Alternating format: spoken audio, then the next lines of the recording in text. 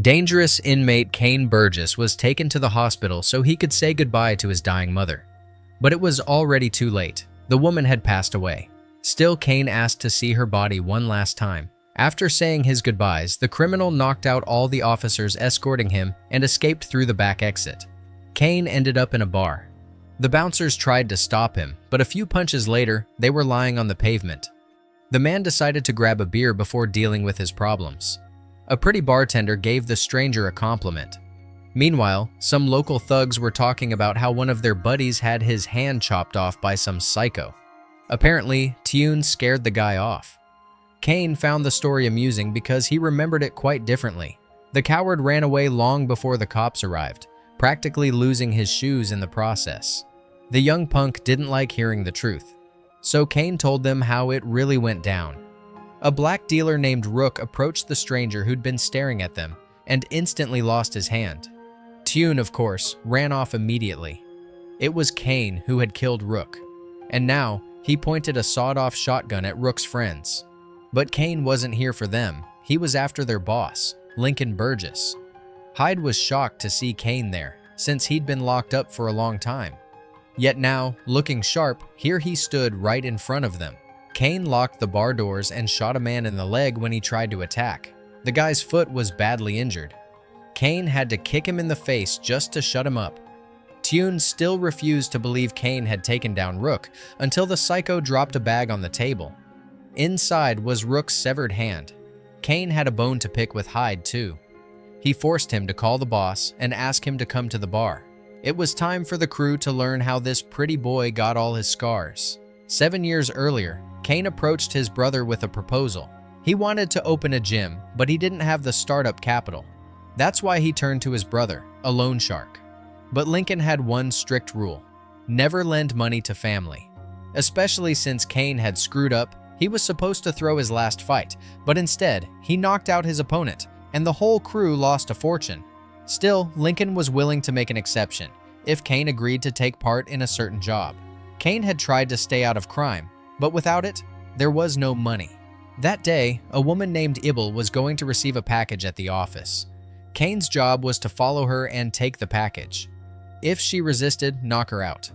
That's how Kane ended up in the filthiest and most brutal prison in all of England.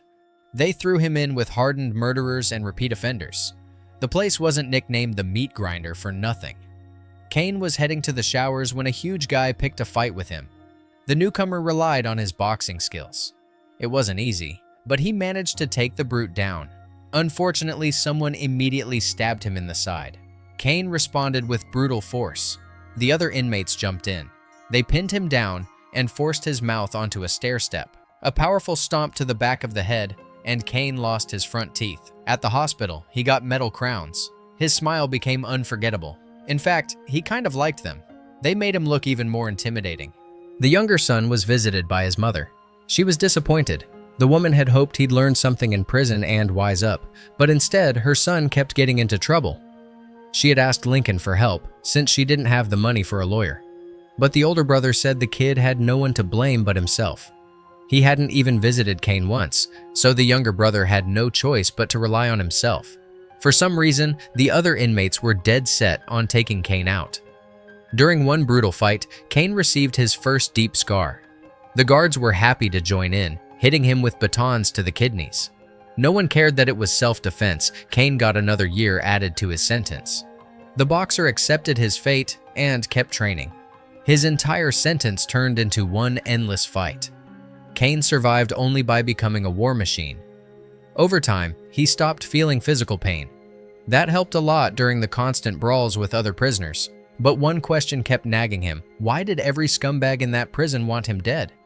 One day, a defeated opponent let it slip. Kane had been marked by his own brother. Whoever could take him out would get 20,000 pounds. They were all doing it for money. Lincoln had turned Kane's life into a survival game, and the prison cafeteria into a gladiator arena.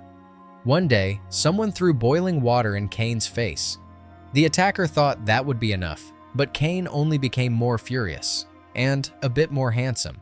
Somehow the boxer managed to survive the attack. His reward, 5 weeks in solitary and 2 more years added to his time. After solitary confinement, the fight for survival continued. New scars, new wounds. One day, Cain, in a fit of rage, killed another inmate. That got him another year and 6 months in the hole. So the years passed. Cain crippled inmates, fought with guards, and kept racking up extra time. His mother kept visiting him in prison.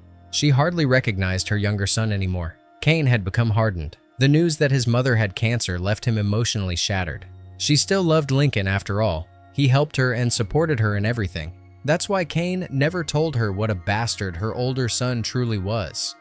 But when she died, there was nothing left to hold Cain back from revenge. In an elevator, the fighter beat up the cops escorting him, got rid of his handcuffs, and robbed a man who had popped into the restroom. Hyde still found it hard to believe that plain old Cain had turned into such a monster in just 7 years. As ordered, he had once stolen the bag containing the package and made a run for it. But the woman chased after the thief with everything she had. And when Mabel was crossing the street, she was hit by a car. The police immediately arrested Cain, and just like that, he became indirectly responsible for the death of a mother of 3. A detective later told him that they had been watching his gangster brother for 3 years. That woman was one of Lincoln's victims, and also a relative of one of his debtors. A close relative agrees to do a favor for the boss in exchange for reducing the debt, like delivering a package full of money. Then a thug like Cain snatches it away. And just like that, Lincoln ends up with another ruined life in his pocket. Over the course of his operations, Lincoln left 150 people with nothing. 150 families. The smartest thing Cain could do was to turn in his brother, but the boxer told the investigator to shove it. A strong-armed sergeant took the uncooperative prisoner to the interrogation room and began to beat him. Cain tried to defend himself, and that only made the officer beat him even more viciously. Finally, Lincoln arrived at the bar with his security team. The crime boss immediately began sweet-talking his younger brother, saying how happy he was to see him out, how they were family, how he was his brother. But Cain was no longer the gullible fool he used to be. He pointed the sawed-off shotgun at Hyde's head and demanded that everyone drop their weapons. The guy whose leg Cain had blown apart bled out and died. But the escaped convict did not care. He had become a full-blown psychopath and killer. And it was not prison that turned him into this. It was his own brother, who had put a $20,000 bounty on his head. All because a corrupt cop lied to Lincoln, claiming that Cain was going to turn them all in. Lincoln said he wanted to talk to that crooked officer, but Cain had already tracked the man down and gotten his revenge. This time, his hands were not cuffed, so the fight was fair. At one point, the brute tried to grab a hammer, but Cain disarmed him and struck him in the head with it. Cain had hoped to see his mother one last time before she passed, but he was 20 minutes too late, all because the cops decided to stop for vanilla lattes. And Lincoln had not been there either, because he simply did not care about their mother. The older brother offered Cain a fresh start, to forget the past and move on. But what about all the people Lincoln had ruined? Should they just be forgotten too? To him, they were nothing, just part of the business. Nobodies, a bunch of losers. Hyde started insulting the debtors, calling them pathetic nobodies who got what they deserved. That sent Cain into a rage, and he blew Hyde's head off with the shotgun. And to think Lincoln had cared more for Hyde than for his own brother. Cain had also paid a visit to Lincoln's accountant. The man did not recognize him at first and was shocked at how much he had changed. Originally, he had been sentenced to 5 years, but while inside, the sentence had grown to 20. The accountant grabbed a shotgun, but Cain easily took it away. He promised not to hurt the man if he helped him drain all of Lincoln's money, leaving him only £1,500. In an instant, Lincoln was stripped of £2 million. $1,500 should be enough to buy him a few porcelain teeth. The rest of the money, Cain would give to the families Lincoln had robbed. Cain himself could not be saved, but he could help the other victims of that bastard. That goal had kept him alive through all the pain and suffering. A few days earlier, Cain had promised the detective that he would turn in his brother, but only if he was allowed to see his mother one last time. Everyone could leave. Everyone except Lincoln. Cain had no interest in them. Tune also wanted to leave, but he was ordered to sit down and shut his mouth. Lincoln was furious. Cain only had 2 shots in that sawed off. After that, whoever was still standing would tear him to pieces. The bartender took the initiative and smashed a bottle over Cain's head. Because of that, he only managed to take down one thug before the others started pelting him with bottles. The bartender tossed bats and other sharp weapons to her guys. But Cain did not flinch. This was just another day for him, just like in prison. Only little Tune managed to slip away at the first opportunity. Cain had enough to deal with even without him. Turned out Tune had gone to fetch a gun, but instead of shooting Cain, he accidentally shot one of his own. Cain took the weapon from him and took out a few more thugs. Eventually, Tune got smacked in the head too. Cain got hit as well, but he was used to taking punches. The madman bit a chunk of flesh out of a bearded guy's neck. As usual, someone stabbed Cain in the side during the brawl, but the fool quickly regretted it. Another brave soul came at Cain with a crowbar. The fighter broke the man's arm and then shattered his facial bones using that same crowbar. Only Lincoln and the bartender were left.